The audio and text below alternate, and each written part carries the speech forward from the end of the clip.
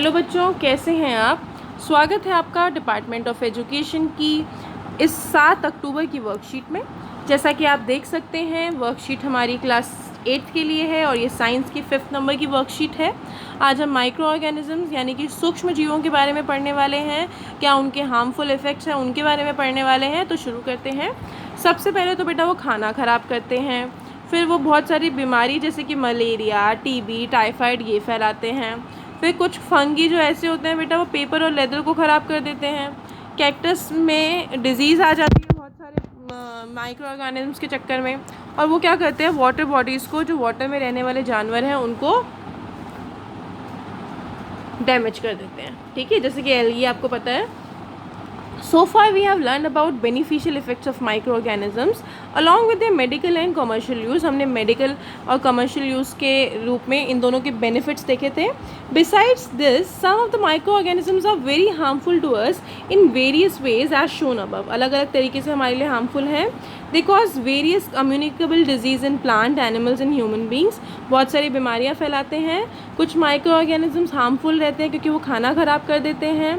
ठीक है, क्लोथ्स को डैमेज कर देते हैं, लेदर को डैमेज कर देते हैं।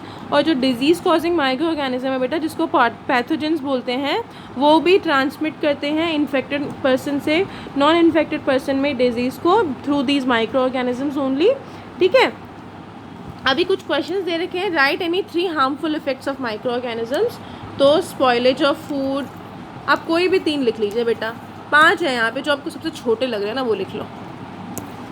उसके बाद है why it is advise to keep the food covered. क्यों भाई, क्यों कहा जाता है कि भाई खाने को अनकवर मतलब कवर करके रखो।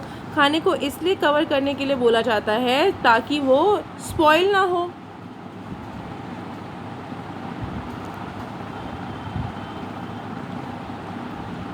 It is advise to keep the food covered so that we can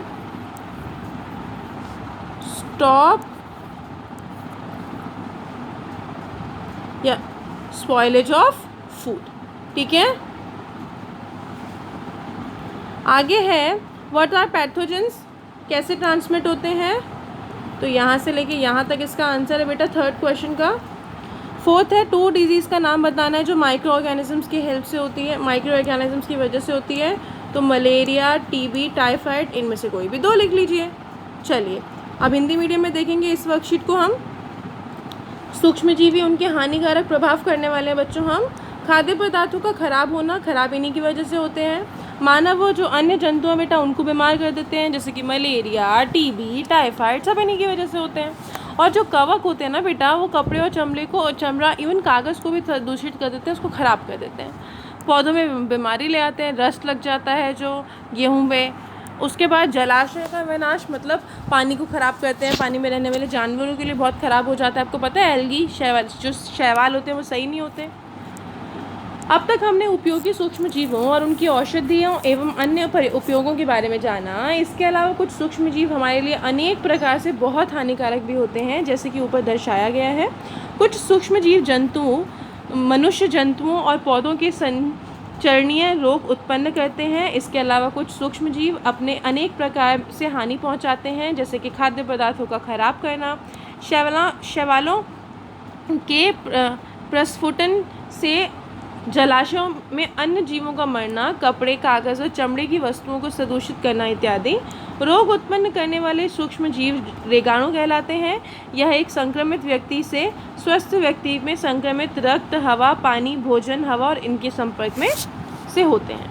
अब पहला क्वेश्चन है हमारे पास कि भाई सूक्ष्म जीवों से होने वाले हानिकारक प्रभाव आपको लिखने हैं। 5 लिखे हैं बेटा, कोई भी लिख लीजिए 3 जो आपको छोटे लग रहे हैं, तो इनमें से कोई भी 3 आप लिख के आगे। दूसरा है भोजन को ढक कर रखने की सलाह क्यों दी जाती है। भोजन को ढक कर रखने की सलाह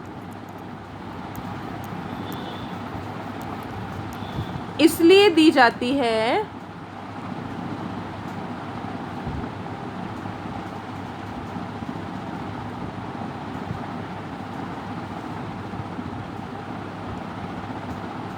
क्योंकि